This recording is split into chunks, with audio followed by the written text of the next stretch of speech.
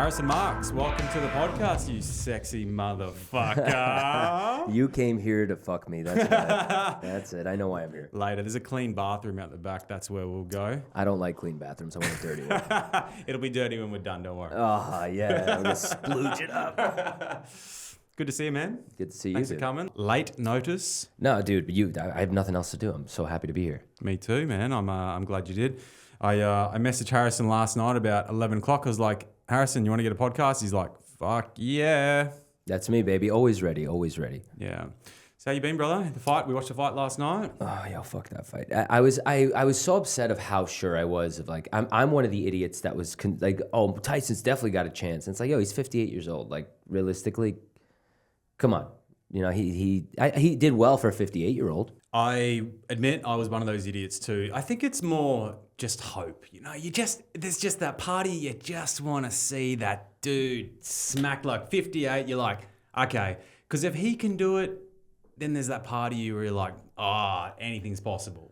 Well, yeah, it's also because he's a legend, dude. It's like we grew up on Tyson where these kids are growing up on Jake Paul. They don't realize that Mike Tyson is Mike Tyson. He was the murderer, dude. He just obliterated people.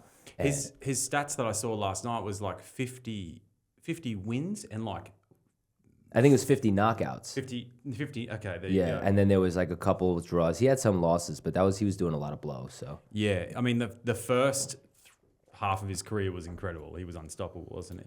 Bro, and he was the youngest heavyweight champion ever. Like that's insane. When he was 13, he was fighting like 20-year-olds. I heard that in his career, he's made more than 400 million, and his net worth now is less than 10 million. Well, not now, but prior to this fight. He's an animal, bro. He spent it like a man, dude. He has lived. I mean, there's no one can deny that. But apparently he had like tigers and he had like zookeepers and He was a fucking maniac, dude. He was doing coke. He did what every person should do if they have $400 million. Blow it all on drugs and tigers, dude. And women. Oh, God. Yeah. That's where all my money would go.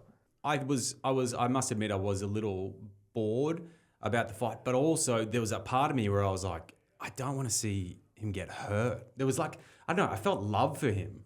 Everyone likes Tyson. That's the thing, man. Like, yo, to see it, and no one wants to see a 58-year-old dude get hurt. No. You know, that's awful. I mean, everyone's going to be going now, oh, that was a fixed fight. Well, whatever. Who cares? I don't believe it was, but I think the narrative would have been way sadder if Jake Paul had have knocked him out and just killed him. Because then everyone would have been like, well, we shouldn't have done that. We shouldn't have done that. You know, it's just like you can't please people no matter what happens. No, you can't. And I think if that was the main goal, I think, for Tyson, of not getting knocked out. Yeah. Like, that was what I was happy about. I was like, that was what scared me watching him. Like, yo, if he gets fucking knocked out or even knocked down, and his legs were weak. Weak last night. He said he had a knee injury, but I just didn't see him. He was very defensive. I mean, I'm not a boxer, so, you know, what the fuck do I know? But he just didn't really go for any swings. That's why I was asking you before. I was like, he's a right-hander, I'm sure, because of the way he was standing. But I didn't see him just try even go for any. He was very... He was surviving. Yeah. He was surviving. And I think a lot of that has to do with age. Like, like just throwing, even at our age, you know, throwing one punch, it fucking exhausts you. And then do that for 2 minutes straight, or like, you know, it's not easy. No. I mean, yeah, it must be horribly exhausting. You would be gassed. Even they did 2 minute rounds as opposed to 3, and I'm assuming that was because of him. Yeah, it has to make it more of a fair fight. Yeah, and 8 rounds only. It's usually 12. Yeah. Yeah, okay. I mean, I used to do jiu-jitsu for like a year, and we used to do 3-minute rounds of rolling, which is obviously a little different. You're not standing the whole time. It's probably more exhausting, honestly. But it was 1 round, bro. You're gassed. Dude, I did the same thing. I did jiu-jitsu for about a year. And eventually you get better, but I was, you are breathless. Like, yeah. And sweaty, and there's dude's sweat dripping in your face. And you stink. The other guy smells like shit. You get a whiff of his ass, and you're like, ugh. Terrible, dude. Yeah. I remember one time there was this guy who was an Asian dude, and he was wearing a box. He was the first time I noticed someone wearing a box, because I never wore one. I don't know about you. What do you mean a box? A cup for your a cup. for your A cup. package. Okay, yeah. Did you? I never wore a cup. Nah, but this guy would wear. He was Asian, but he wore this cup. Wait a minute. An Asian guy was wearing a cup. That's the last guy who needs to be wearing a cup, right? Come on. I did see the irony. But I was like, he used this cup, and it was a fucking monster, this thing, to like pin me. He would pin me, but he would use his cup to like fucking get into Yo, it fucking hurts. It does, man. It hurts. I don't know how you're comfortable rolling in a cup. No way. It's a fucking hard. And what stops your sack from getting... Anyway, I've never worn one. I don't know. I just can't imagine it's better.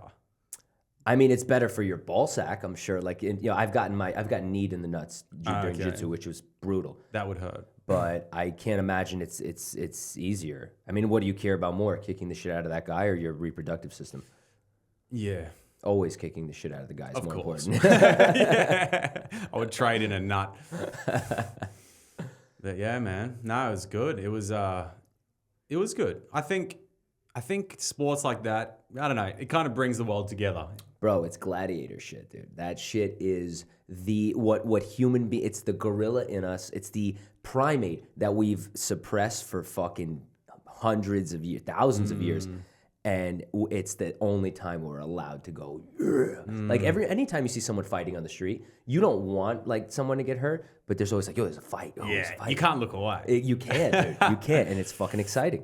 Imagine the days when, the wars, when there were the spears and the bow and arrows and the swords. Those wars would have been fucked up. I would have hated to see the equivalent of their medical wards after those sorts of wars. Bro, there was none. It was like, all right, kill this guy. He's no good anymore. Like, he's missing an arm. Fuck this guy. He's missing a pinky. Get rid of him. He's going to get infected. He's going to die.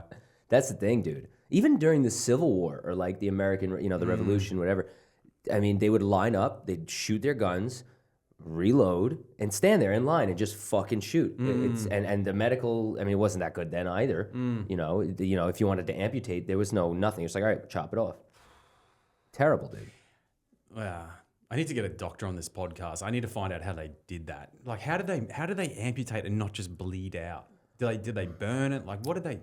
I guess, I mean, I don't know about back then, but now, I mean, what is it, like blood thinners or no, there's certain things that, fuck, I don't know. I'm acting like I know. Right. Let's not even go down this. It's like I'm sitting here going, well, actually. Yeah. But yeah, man. So you're running a mic with Joe. We've had Joe on. Yes, sir. Joe Gerbo. What a fucking mensch he is. What a legend. Yeah. Plan B Comedy. You're now doing shows once a month with Comedy Kills through Plan B Comedy. That's correct. And you've got a big show coming up on the 5th. On December 5th. Yeah, if this podcast comes out before then. It will. December 5th at Fear City Comedy Club, 8 p.m. You can buy tickets at thefearcitycomedyclub.com. Pretty sure that's a website. And yeah, dude, it's been fucking... I mean, I don't know. I don't know what the fuck I'm doing half the time, but it's been pretty fucking dope. It's working out. It's your third show. You guys are killing it. The second one, which I was in, was absolutely fantastic.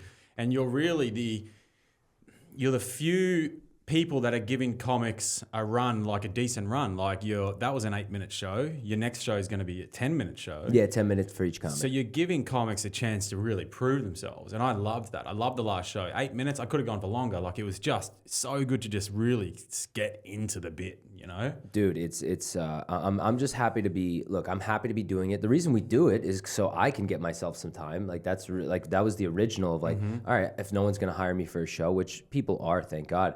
But, they'll give me, I'm going to give myself time. And helping out the comics is a fucking bonus. You know what I mean? But it is hard starting out. I mean, we're both a year in, really, or not even, but into this in New York. I mean, I've been here since June. You only started this year. And the hardest thing with comedy is actually getting on shows. Like, what people don't realize is, like, we do a lot of open mics, but that's generally just in front of comics. Yeah. And maybe a few audience members. But the goal is to get on shows. And what you're doing is making your own opportunity, which is great. And your shows are selling out and they're fucking fantastic. Yeah, man. I mean, the selling them out is, and as we do more, it's going to be harder because obviously our friends come a lot and We get people who don't know us, which is cool, but it's gonna get harder to do. But yeah, man, I'm just doing. So since I went to acting school, they always said you have to make your own shit. Like you have to make your own shit, and that's just I have that mindset, and it's like, well, that's the clear route, and I don't understand why more people aren't doing it. Well, I'm sure it's a lot of work that people don't want to deal with, because it's fucking, dude. As much as I love it, it's rigorous. It is. I mean, this whole game is rigorous, and I can't work at the moment, so I'm basically doing this full time. I write, I do this, but all you boys that live here are fucking working. You've all got full-time jobs. You're trying to squeeze all these things in. I mean, I admire all you boys because it's hard. And writing in particular is the hardest thing, to sit down and write and find time. And that's what I really struggled with at home. That's why comedy never really took off at home and I didn't really take it seriously. Yeah. And I just pretty much stopped, went traveling, whatever. But you boys, what you guys are doing, what you're doing in particular with Joe is incredible because it is such a time suck writing, and you spend hours and hours writing. You can write, like I was saying on the last podcast, I think I've written like 20 pages in the last month and pulled out like this much worth of it's always that way. Bits that I would actually use. It's incredibly time sucking, time poor, and thankless job really what you're doing, but it's fucking amazing. And you're kind of setting a pathway now for what other boys can do as well. I mean, yeah, man. It's hopefully people will do it more, and but it's I'm not trying to do anything except just help myself and help others if I can. It's like that airplane shit. I got to put my mask on, and then I can help you put yours on. So yeah, man. But it's not I'm just fucking having a good time and trying to do something, and a lot of people are hitting me up like to come on a show, and I'm like. One, it's fucking amazing. Like, thank you. That's great that you have interest. But it's like, I'm nobody. Like, this is weird. You know what I mean? That people are like, hey, man, and people especially who come to the show and see it and they're like, yo, it's packed out. I'm like, yeah, thanks, man. But I mean, it's hard. It's hard getting on shows. It's hard. There's some good scams going around which you can that you can get shows out of, but a lot of it's very difficult. A lot of these shows that people don't realize is they're bringer shows, so you can get on a show but you've got to bring 2 friends or 3 friends or 4 friends or 5 friends, so you're basically paying your way. Basically, yeah, man. And it's like, yo, the more and this is the other thing, this is gonna sound fucked up because there's nothing wrong with bringers, but the more bringers you do, if you want to start producing shows and you need to get like that first initial audience, your friends are going to be like, dude, like I've been to a million of these. You've worn them out. Yeah. So I'm like, I'm going to do less of that and more of my own shit. Yeah. And the more clubs you're in, you meet more owners and they go, oh, he's good. I can maybe throw him on a show. Whereas the bringers, I don't think, I may be wrong, I don't think they're looking like, he's going to be, we want him. It's kind of like, let's make our money and bounce. The problem with most of these bringers, except the industry room, you're going to be very lucky to get more spots out industry of it that aren't bringers. I think the industry room is the best. I've got a friend who, she did the industry room the second time and she just got 10 spots out of it. That's fucking dope. Yeah, that's Ellen. She's funny as shit. Yeah, she's funny. She's coming on the podcast next month. Nice, yeah, man. She's cool. But it is hard, and I think... Yeah, so congratulations, man. Well done. Thanks, dude. It's killer. I'm looking forward to the next one. So what I want to talk to you about in particular is, I think from what I've noticed and what all the boys and everyone that not boys and girls, everyone have noticed is you can come up very quickly with new bits. And when you do pump these new bits out, they're very good. Your writing and the way you act out and the way that you just move into the bit and commit to the bit is very, very good. It's top quality. It's inspirational. So why don't you talk through a little bit your process, how you get the ideas, then how you're writing, and then just the process almost from start to finish, how you do a bit, and then maybe that might help someone a little bit. All right. Trying to think here. Like, I mean, I always read the papers, especially like the New York Post. I'll read something with like very like flashy headlines to catch your attention. I'll go through that, see if there's anything topical happening, and that's always fun. But I realize that the more I'm doing this, it's always the personal shit, always. And I've had a very, very unorthodox life. Some of it's orthodox, the other it's not so much. And I have such funny stories, and at the beginning, I think everyone thinks this, where they're like, oh, no one wants to hear about that. That's not that funny. Yeah. Your friends will be like, yo, that's actually great. But you're like, what do you know? You're not doing comedy. Fuck you.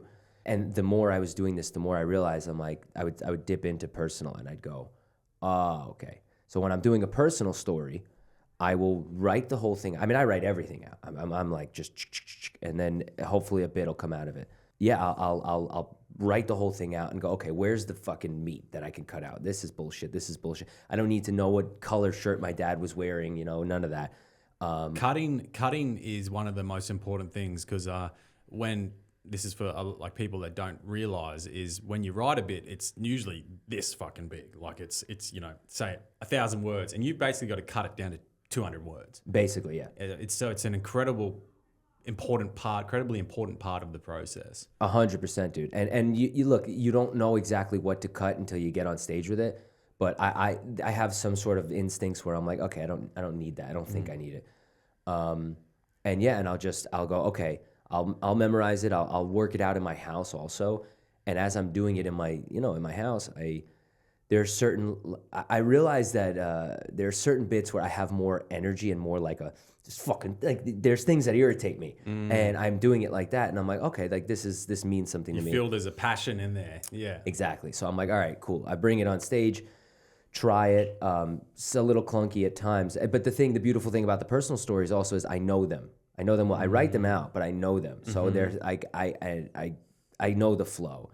And then I'll go, okay, that's pretty good. That got a laugh. That punchline does not work. Sometimes I don't usually embellish. Like, usually everything I say is pretty true to fact. Like the hanging myself at 8 years old, that happened. There's so much shit that actually happened. Accident, by the way, didn't actually try to kill myself. Yeah, man. And so write, bring it on stage, cut it down, bring it on stage, cut it down. And then it literally becomes this long-winded story, like you said, like that, like like when you take an accordion and close it. And this is not to toot my own horn. I'm good at telling stories. Like, for getting on stage, like, I've always been a guy, like, if I'm going to tell you a funny story, I know how to tell it. I'm going to keep you engaged for, the 30 seconds that I need you. And I'm not going to, you ever talk to someone who's like telling a story and you're like, Jesus, get to the fucking point already. Like, I didn't need to know all this. Like, this is premise, what's happened, punchline, that's it. So I'm fortunate enough, because my dad's a very funny guy, to sort of like gauge. Inherit that a little bit. Exactly. And you have an acting background, so you were a bit of, did you finish acting school? 4 years. Well, about 4 years of acting school. I have a Bachelor of Fine Arts in acting. Wow.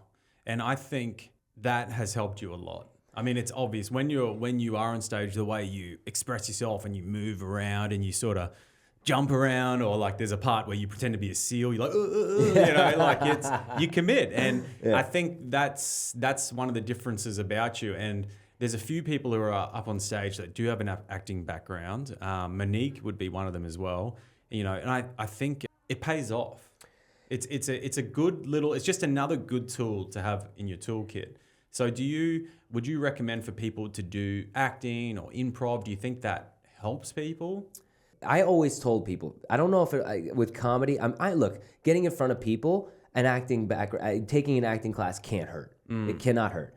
And I tell that to people who aren't trying to do comedy, people who work in a field like advertising where they have to pitch. I'm like, yo, you should go take an acting class and know what it's like to get in front of an audience. It's definitely, whether you're in comedy, fucking anything, it'll help you open up. So yes, I think it's a good idea. Do you have to do it to be a good comic? I don't think so. Acting school is also very different, dude. It's fucking, it's not like comedy. It's very, comedians will go to an acting class and be like, Jesus Christ, this is fucking ridiculous. Like, you have to, like, they have movement classes and like you have to really like just shed that layer of, you got to kill the ego. This is fucking ridiculous. Yeah, I look like a dickhead. Yeah, that's it. And I was able to do that, and that's why going on stage, it's like, all right, if I look ridiculous, I'm used to that. So yeah, I think it could help. I don't think you need to, but I definitely think if you have trouble getting in front of people, then yeah, fuck yeah, why not? Now, I've had a lot of issues with the voice, like the voice in your head that tells you you're no good. The voice in your head that is self-deprecating, the voice in your head that tells you you're not funny. Why are you doing this? And a lot of the times when I've gone through these tough bits, I've called you, and you've been a great moral support. You've always been the one that sort of amps me up, and you're like, nah, all right, you can do this. You can do this. Like, shut that fucking voice up. Yeah. How did you overcome that? How did you overcome that voice and just become this sort of dude that you have, whether or not you are or not, you do have a persona when you're up there that you don't give a fuck. And it's great. And it's kind of liberating. It's liberating to watch. I'm sure it's liberating for you to act on. Yeah. How did you overcome that? Oh, dude. Or because I'm assuming it's been there at some point in your life. It has. And look, yo, I'm not just some like rebel without a cause James Dean shit. I know you've got a sensitive side. I know that. I look and I'm like, shit, did I fucking destroy that person's life? I don't want to do that. I'm very sensitive to that. But this goes back to acting school where my age, I'm 30 years old. A lot of the comedy guys are younger. You're older than me, so you know this. My age, as I got older, the insanity in the world of people like, no, you can't say this, no, you can't say that. And I've always been the kind of guy that's like pushes like, why? Why can't I question everything? And acting school, where you have to shed that, like, I look a little fucking ridiculous right now. Yeah, man. And it gets to a point where you're like, how much longer can I live my fucking life worrying about how I look to someone else who is never going to think about me? You know, it's all in my fucking head. So it took me a while, especially at the beginning of the comedy shit. I was scared to say something. I would do it, but it wasn't with the same gusto. Like, you didn't see me when I first started. I would say it and kind of like timid, but you can't say something that's off the cuff, not off the cuff, something that's a little on edge with doubt. You can't say a fucking racist joke or whatever, not, you know, and be like, you know, you got to fucking say it. Yeah. And the audience hopefully will understand that you're making a joke. But it just, honestly, it's age and the acting. And just tired of, bro, how much fucking time in your day do you waste on like, oh, am I going to look stupid? Am I going to... Fuck that shit, dude. However, I think you need that voice in your head to keep your ego in check. Yeah. Of like, all right, you know what? Like, relax. You're getting a little too big for your britches here, okay? Like, take it in. You're good, but shut the fuck up. You know?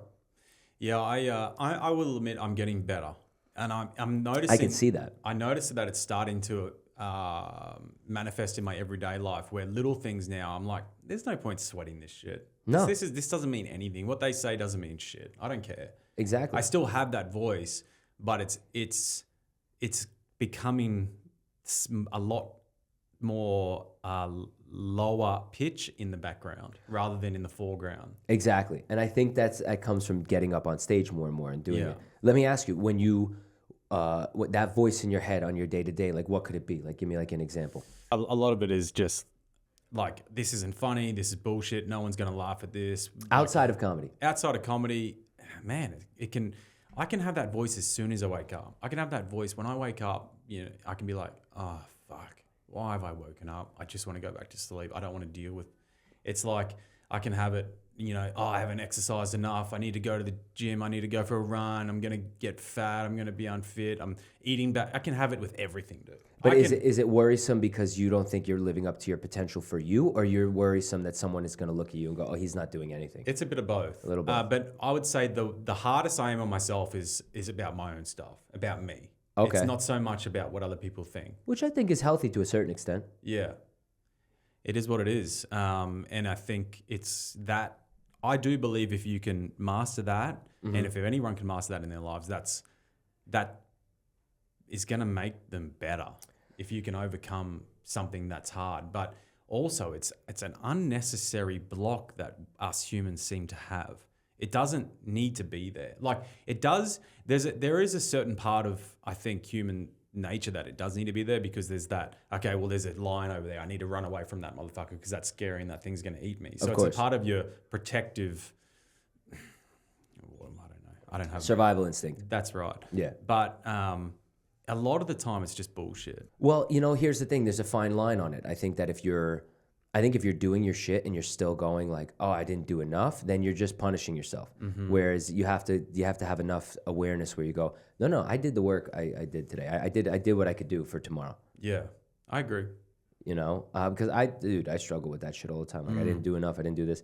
But yo, you got to be easy on yourself, but you also have to be hard on yourself, and you have to fucking figure out when to pull it out.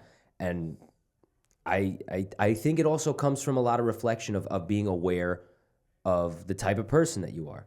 You know, I think if you think that you can't do wrong and you're fine, you're fucked up. And I think if you think that you fuck everything up for everyone, that's fucked up. It's such a tightrope. You do. You have to sort of sit in the middle, and you have to sit with those feelings too, like the fear that I used to feel even just doing mics when I first came here was awful. The anxiety and the panic attack. Yeah. Then when I started first doing shows, man, I hated them. It was like, as soon as I was up on stage, it was like, get me the fuck off Really? here. I hated it. It was the worst feeling, and it would take days for that feeling to go away. But now that doesn't seem to affect me now. Now I use that more. That's the key. You can either freak out and because look, nothing good is going to come of you being fucked up. It's just not. No. And you have to, like, I have nerves before I get on stage. Always. Same. Always. Nerves before. Even a mic, I still get a little bit of nerves just before. Just enough. And I think it's good. I think it means that you care. You want to be there. Mm-hmm. Once I'm on stage, something fucking happens where I just drops and I'm there. I'm like, let's fucking go. You know? And it's like, here's the job. The fear comes from, am I prepared? Am I going to forget? And it's like, if you prepared, and that's the thing in acting school they fucking taught me, where it's like, prepare, and forget it. Drop all that shit. Because if you actually prepared, bro, it's there. And there's something about being prepared. Like the last show I did at Gotham on Monday night was when I knew the bits so well that I was in this like flow state of complete awareness of what was going on in the crowd. Yeah. And it was almost like I was watching myself perform. Yeah. You know, I wasn't thinking about anything. I was watching myself and observing, and it was fucking cool. It's like, I've read books. I read Steve Martin's book. Born Standing Up, great fucking book. Great book. Born Standing Up, guys. You have to watch it. Even if you're not into comedy, it is phenomenal. It's a fantastic book. And he talks about that. It's like being in that state where it's just awareness, and you're not, I don't know. I don't want to quote his words, but it was just, I feel that. Do you feel that as well? Yes, I've definitely felt it, but I am aware that if I don't, a lot of people think that you could just, you get up there and it just happens, you end up in the flow state or whatever the fuck, you end up in that groove, but it comes from extreme preparation. Reps. That you have to prepare, and then you can get there. And then that's where the real magic happens, where you have a moment and someone says something and you're like, boom, I got a response for that. You know, like you've seen me before where I tie them into the joke a little and then I pop back into the joke, and that's when you could really make the bit good. But yeah, man, it's like fucking, dude. There is nothing. Okay, it's like fucking someone you love. You know, like fucking a stranger is fine, whatever. It's good. Get your dick sucked, that's cool. But you fuck a woman that you love and make love, I guess. And you guys are just in sync. You're just fucking flowing. You know to put your hand there. She knows to do this. And sometimes you end up doing some weird shit, but you both are speaking fucking through the mental, and you're like origami, bro. It's amazing. I need to fuck. Yeah. I'm horny now. Let's cut this early and blow each other. If there really is, it's. I mean, I've done some drugs. I've had some fun time. I've had some. Me fucking too. But when you have a good night, a good show, there is nothing better. There's nothing. I can't even express. There's nothing that even comes close to the high I feel, and I will have that for a few days now. I'll just be like, and I'm letting myself enjoy it now because there's so many bad times. There's so many bombs. There's so many jokes that you say, and then there's just silence, crickets. Yeah. And you just got to go, okay. Yeah, you got it. You got to sit in that discomfort. And so it is beautiful when the high comes. There's nothing better. There's not, dude. I get off stage and I'm like, if it goes well, I'm like, that's when I want to drink. That's when I'm like, I want to get fucked up and make this even better. But then you realize you're like, no, I'm gonna actually ruin it all and feel like shit tomorrow. But yeah, dude, there's nothing like it. And it's the cool part is that it's like a two-party. It's like a nice little link because you're doing something for yourself. You feel really good about yourself, and you've made others feel good. So yes, it's a selfish act in its own way, but it's also selfless, and that's the coolest thing. You both win. Now, we had a bit of an interesting night. The night that I did my industry room. Yes, sir. And we went out afterwards. And you came back from the bathroom. You're like, boys, you're not going to believe this. I just Christmas came early, bro. I just found a bag of cocaine. I did. And that was it was fun to then it kind of dropped off. It was a great night. This is more. I hope my parents don't listen to this, but this is more of a lesson for people that do come to America, because in Australia, if you want to do some cocaine, it's sweet. If you want to do it in the UK or anywhere in the world, it's sweet. But here, there's actually this thing called fentanyl. Yes. Big fan. Everyone's got to try it once. Yeah, it's usually only one time you get. So so good, you'll never do it again. But you came back from the bathroom. You're like, boys, I found this bag of coke. Let's try it.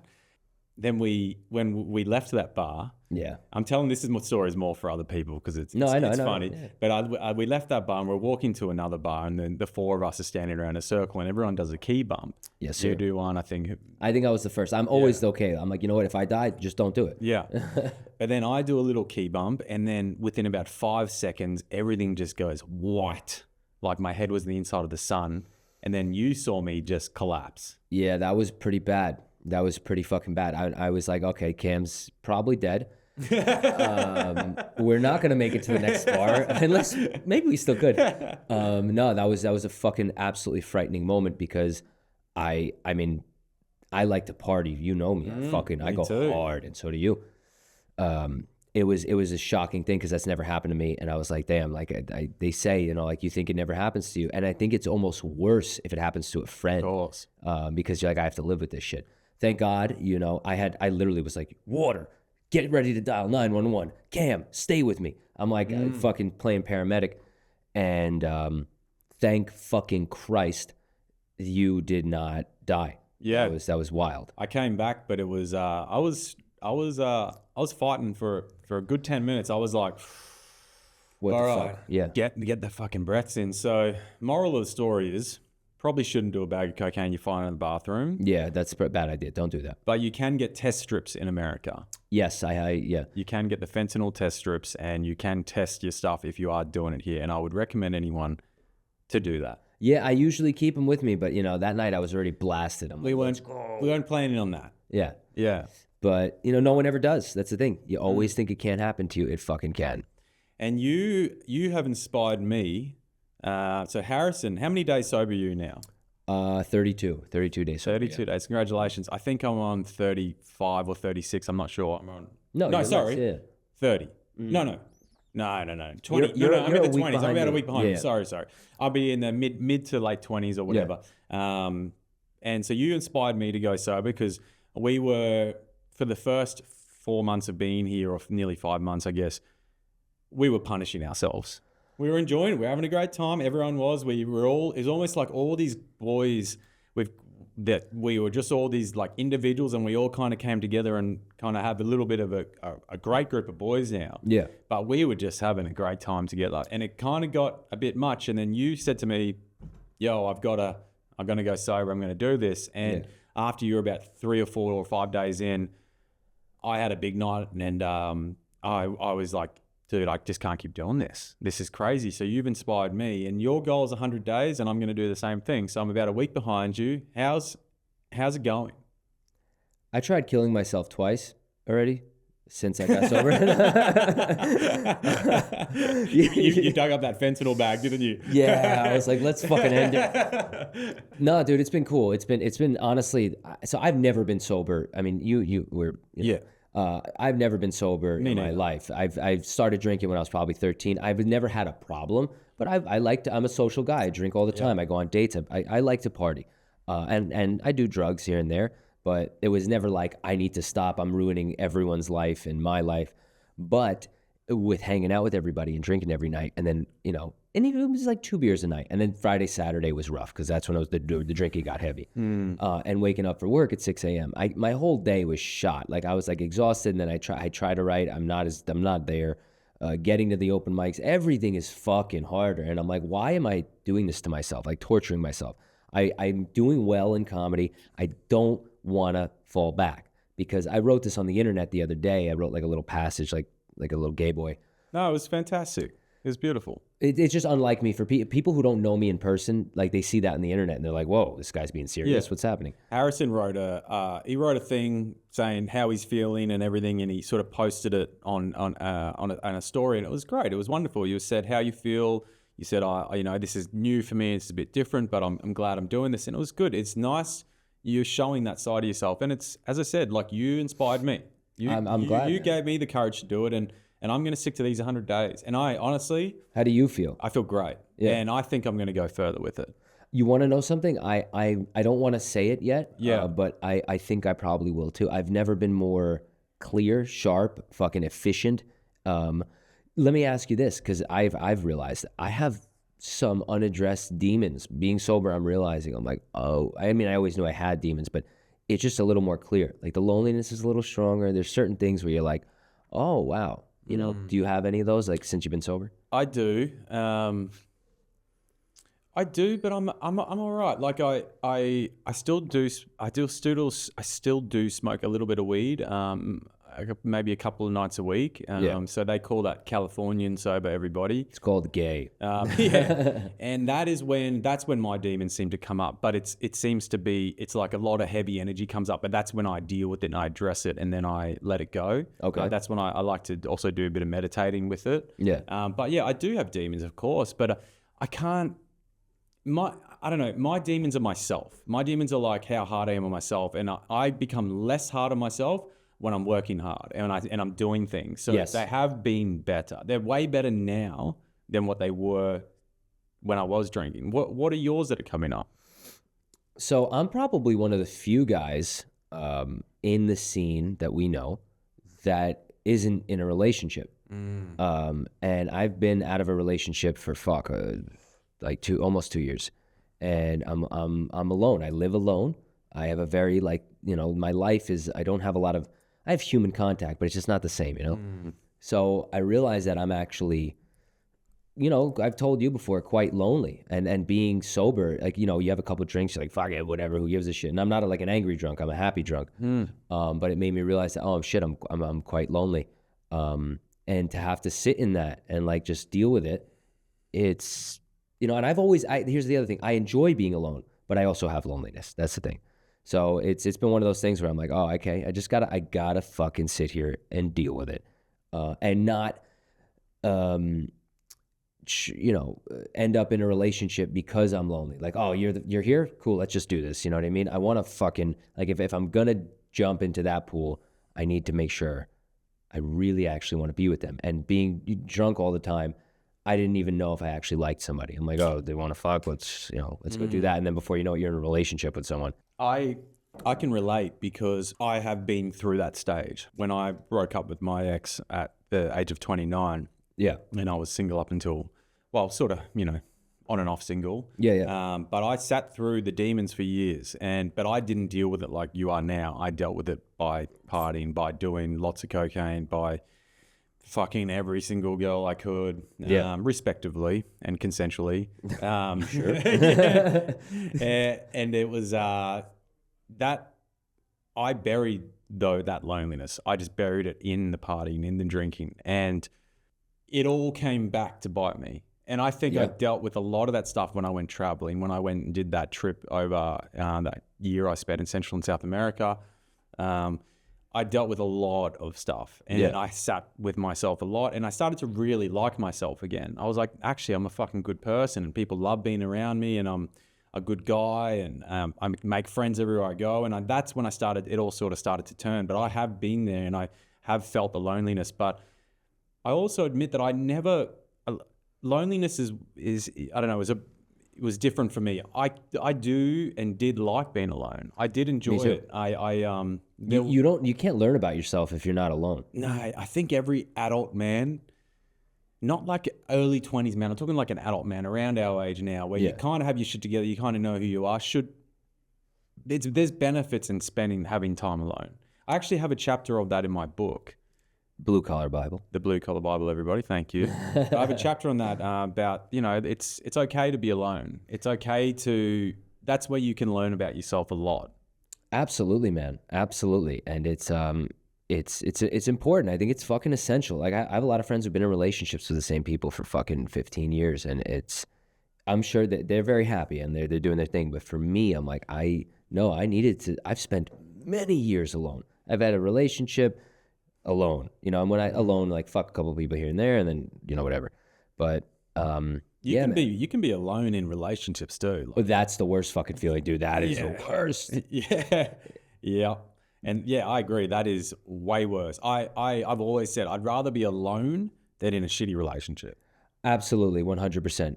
And that's it's super. You can't, and some people just think, oh no, I guess this is it. It's like if you have to like.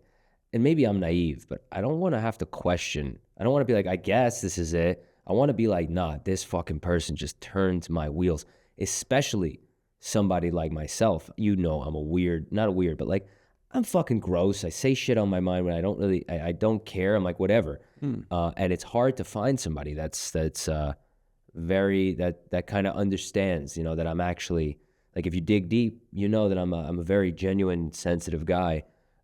So you are, and honestly, she'll come. Yeah, man. Dude, honestly, no doubt. A big thing about the sobriety, I ran into an ex of mine, and we were hanging out, and this was right before I stopped drinking. I was doing blow and drinking that night. I didn't get home till fucking 7 a.m. And she had said to me, she's like, I could see it. She's like, you're on your way. You're doing well. Like, she's like, I have no doubt you're gonna make it. And that felt really nice because after fucking years and years of not being together, she said, though, she's like, seeing you like this, fucking railing lines and shit, she goes, this is going to be the thing that fucking ruins you. Yeah. And it was really cool to have someone from my past, even though I knew it, someone who was like, I believe in you, I see it, this is going to fuck you up. And it was like I was like, damn, I can relate. I would... Mel, she's amazing. I love her. She puts up with so much of my shit. She's really, for years I dangled the carrot of the relationship and still just did my own thing. And she hung around. I owe everything. And where I am now, I owe everything. She's given me this opportunity. Yeah. But, when that was another part of it, I was coming home hungover and she was just like looking at me going, what are you doing? You're here. This is your moment. And then when you started going sober, I was like, nah, this is it. And it's changing everything. My relationship's getting better. I'm getting better. I'm getting better at writing. even just in a month, I'm waking up earlier. I'm training harder. I'm happier. I had a bunch of Mel's friends come to that show on Monday where in my mind, I fucking killed. It was a great show. It was great. I mean, one of her friends messaged her and said, Cam is brilliant. He was so funny. She goes, I think he's going to be famous one day. Yeah. I mean, whether or not I am or not, I fucking hope that I have a lot of success in this industry. And that's what I'm manifesting. That's what I believe will happen. It'll just be a matter of time. Yeah. But just to hear that from someone else who recognizes that, it's like, no, that doesn't come when you're just a fucking degenerate all the time and you're just putting in 10% or 5%. People notice people that work hard and are going hard and are brilliant and are good and they're inspiring. Like, people notice that. And at some point you just got to go, all right, what am I doing? What the fuck am I doing? Do I want this? How bad do I fucking want this? And what is stopping me? And for me, it's always been substances. Substances, I would say, are what probably half ruined my last relationship. Yeah. From my end, because I was drinking, I was doing coke, and she would just be like, "You're a fucking loser." Yeah. You do that every weekend for years, it's going to take its toll. The girl's going to look at you at the end and go, "I don't want to be with you," and that's understandable. Yeah. So it's I don't even know how we got to this, but No, but you know, it's funny you say, because I'm going to piggyback on that. It's having somebody in your life like Mel is a wonderful thing where they go, "Hey, look, what are you doing? Hey," and I'm fortunate enough that my ex and I happened to see each other where she was sort of the wake up call. But a lot of people, myself, don't have someone. I can get home whenever the fuck I want. I can get home at 7 a.m. I can spend 3 days out. I got no one at home waiting for me. No one's calling my phone. And there's a funny saying of like being able to do whatever the fuck you want, whenever the fuck you want. Is it called freedom or is it called hell? I used to say, you know, when I was in my really bad party boy stage, or good, however you want to look at it. Yeah. I used to say, you know, I'm not affecting anyone but myself, but the fact that you're affecting yourself Bingo. is the worst thing. Yep. You don't realize that. Yeah. You're tearing the only thing that you've got, which is yourself. Like once you kill this body and this brain, you've got nothing else. You're gone. Yeah. And that's your one shot. We're not coming back. Well, we could be coming back. We don't know. But you're not coming back in this. You're not going to be this. You're not going to have this huge cock. You know? And this pretty smile and, you know. No, dude, it's a lot. I think the same way. I'm like, well, I haven't ruined my relationships, but I'm just ruining myself. That's fine. It's fucking. Here's the other thing. I don't want this to seem like this is like with some sober preaching thing, because like I think there's a time and place to do drugs. Like it shouldn't be every weekend, but like there's gonna be a time where I'm going to a rave. I'm gonna take some fucking ecstasy. Definitely. There's gonna be a night where like everyone's doing blow. I'll probably do some. Yeah. You know, is time and place. But once it becomes a habit. Then you're, unless you're fucking brilliant, then which is very rare, it's gonna be tough to. Yeah, for me, it's just I noticed that I got to this point, and I struggled to get past where I'm at now, and I feel like the big block was the substances. The big block was the alcohol. But it was really the alcohol, because I wasn't really doing any drugs here, but at this. The other than not until you met me. But no, yeah, it's certainly, dude. It's good to see, man. It's good to see another human recognize their flaws and actually do something about it, because that's what a lot of people don't do. They don't do anything about it. They just sit and complain, and I've been guilty of that. Me too. For most of my life, I've always been on, why can't I do this? Why can't I do that? And then almost blame other people. Like I blame my parents, I blame, my situation, I blame my job. And it was, at the end of the day, it was all just me. It's just me. It was me doing it to me. 100%, dude. 100%. And that's the thing. It also, you get to a point where you're like, all right, I'm 30 years old now. When am I going to actually like just do something different? You know what I mean? Like, when am I, like, you have every weekend you get fucked up. I'm not drinking next week. And then Thursday rolls around, you feel fine again. And you're like, let's go grab some drinks. At what point are you going to stop fucking breaking your own promise? Because that is just the saddest shit. And that was a whole thing. And a lot of people are like, you're never going to do that. And that fueled me too. But it was like, I want to stop just making these empty fucking promises. That's the one thing that really butt hurts Mel. It's like, it's not that I've hurt her. She's like, you said you weren't going to do this. It's like you've broken your own promise. Like that's sad. Is like the height of I don't know, like disgracefulness. Like it's just, and I agree, it is. It is. It's fucked up, dude. It's like, why, you're gonna let yourself down again? Like, all right, you know where that's gonna lead you, bro. For 35 years, bro, I let myself down over and over and over, and I'm gonna continue to let myself down. But my goal now that I'm in this position, I've got the girl that I do, I'm living in this country, I've got the friends that I do, and I'm actually pursuing my dreams. I'm doing exactly what I want to do. I really am going to try with every ounce of my blood and bones to limit that. I really want to be the best person I can be, and I want to get the most out of this life that I can. Yeah, man. And I mean, like, why not? Why not? It's if you're not happy, like, and you were talking about fear before, of like, this crippling fear. It's all just made up. It is. It's just in your head. It's like, if you're scared, you're probably doing exactly what you need to be doing. That is so true. Yeah, I agree. The other night, that's a really good point because the other night when we were at the mic on Tuesday night, there was new bits that I wanted to do, but I was scared to do them. So I was going to do an old bit because it's for me, it's still very uncomfortable to do new bits. Of course, it's never easy. It's just I had that feeling that the voices in my head, they're going to be shit. Mm-hmm. But then, I said to myself, well, if I'm scared of doing the new bits, then that's what I should be doing. Yeah, always do. And I did them. And I think that's a change of psychology that I'm noticing in real time, a real change that's happened in the last 6 months. Yeah.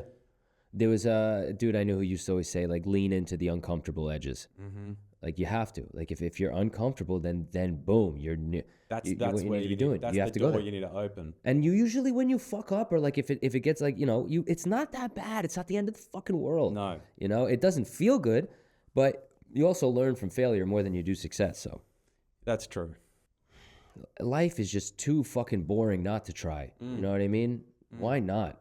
Like, just go for it. Do something. What if you want to take a fucking, or even if you don't want to pursue it as a thing, just take that class that you wanted to take. Just fucking do it. Stop. I hate motherfuckers who tell me like, yo, I'm doing this, and they don't fucking do it. That was another thing. So like, I smoked cigarettes for most of my life. I haven't smoked cigarettes since it's a week now. Well done. And I'm not trying to like cut out all my vices. I was starting to feel like total dog shit. But I was like, oh, if I didn't do the alcohol thing, You wouldn't have had I wouldn't have been able to do this either. 100% agree. You know? Yeah, 100% agree. No, it's good, mate. It's a very interesting journey, and it's very cool being in this city with all the boys and girls and women and everyone here, and everyone in this city is chasing something. Everyone's trying to go after something. Yeah.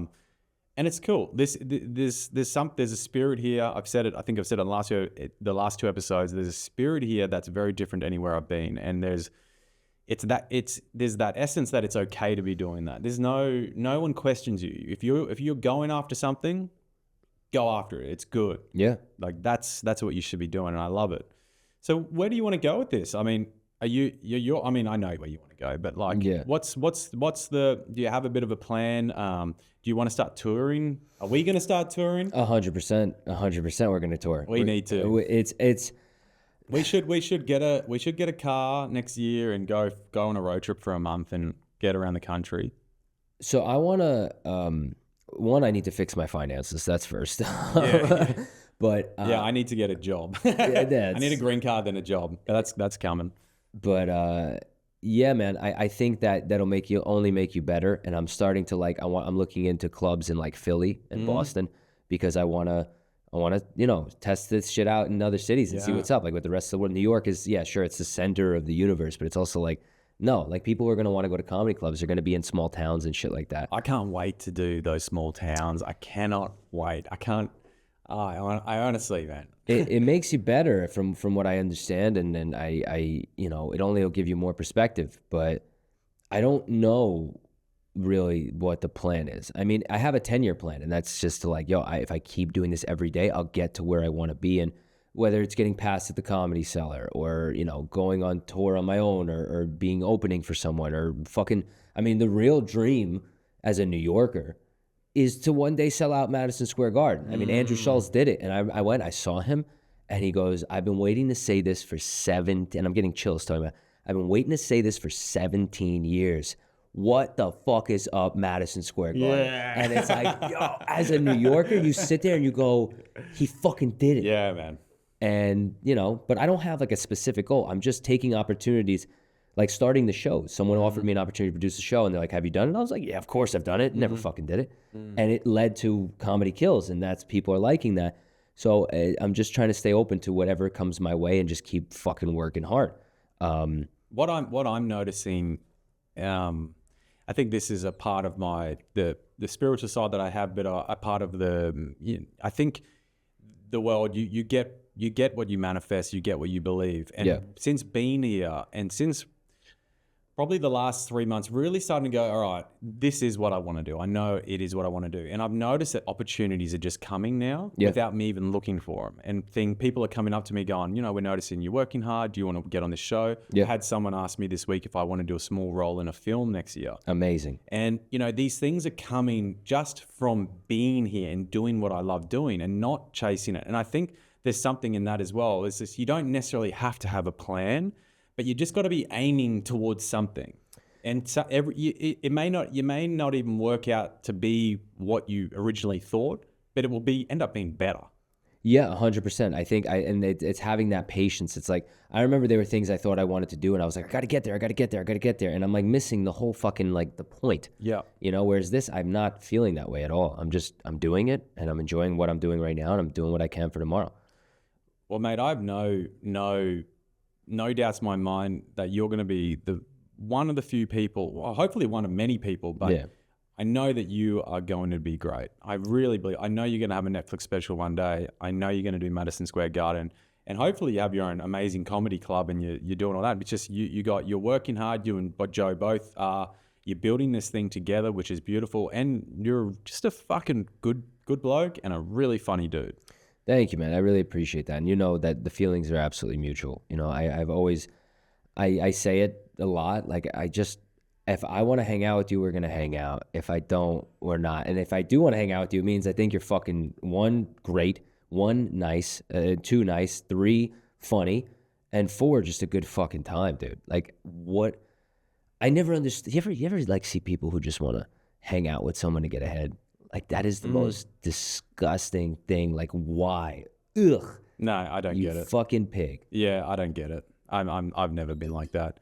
If I don't like someone, I'm not going to hang out with them. I'm not going to waste my time. Yeah, like, I don't care what you can do for me. If you're a jerk off, like, fuck out of here. There's a lot of that in this city, though. Not in our group, but I've noticed it externally. There's a lot of people that are just not going really about it, I think, in the best way. They're going, they're not. It's the thing is, if you build up organically and you build a good base around you and you let opportunities come, obviously you've got to work towards it, but it's like you end up forming a very solid foundation. I think that's like in anything. Like, even I'm an electrician, as you know, and you learn the skills and you become good at the skills, and then once you've sort of mastered it, then you just get better and better. But it's like building the base, and I think that's what we're doing now is all about, building the base. But you can't sort of it may come back to bite you if you move too fast, because if you haven't had the fallback. I think if you're moving too fast and it's not the momentum pushing you, it's just you trying to be sleazy and like just I don't know. I agree with you though. I'm with you. Like, you have to you got to pace yourself and pay your dues and stop trying to get further. Like, you're not you. This is just like a collective you. You're not ready to do that. I knew when I first started doing mics, I was like, I am not ready for a show right now. I'm not. And I see people who are just starting and they're like, oh, I want to get on a show. I want to do this. It's like, yo, just get funny. Yeah. Just get funnier. That's the goal. Learn your material. Yeah. Learn it by heart. Right. Don't fucking stop. Just take it easy, man. Yeah. It'll come. Yeah. And that's important because as I said, my whole life, I've always been like, grass is greener, got to get there. And that's the worst fucking feeling because you're never happy when you think like that. Never, ever. You can't appreciate anything. You can't appreciate your friends, your family. You can't appreciate where you are in life, the beauty and everything, and even just the way a building is made. And oh my God, that is such skilled carpentry or skilled block work. Like, I don't know, when you just let go of having to always be somewhere, you kind of enjoy being nowhere.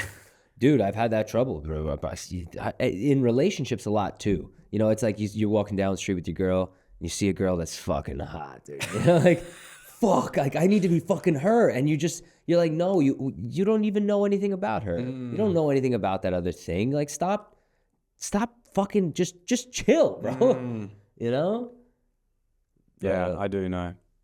And it's like, it all starts with your own shit. Like, if you're not happy with where you're at, you're not going to be happy when you get to that other thing. Yeah. No, I agree. All right, so tell us your Instagram, tell us your show. Instagram is Harrison_Marx, MARX, like Karl Marx. Plan B Comedy is Plan B period comedy. on Instagram. That's a full stop if you're from Australia. Yes, full stop. Yeah, Comedy Kills, December 5th. That's the show we put on monthly. I didn't tell you this, but we're trying to now, we got Fear City. We're going to probably do 2 shows a month starting in January. Fantastic. But we have like the guys who are still starting out, like the open micers who are looking for a show. We'll try to get like a decent amount of people in the Whiskey Cellar. That'll be their thing. And then the seasoned comics will have it Fear City. Fantastic. That's like what we're thinking. Perfect. So, yeah. Or I mean, it may not be that. It may still be like, we're figuring it out, but we're going to try to have 2 shows a month. And the goal is to have more and more. But yes, fucking stay tuned for more shit. And I'm going to suck Cam's dick now. Hell yeah. Big things are coming, guys. Big things are coming.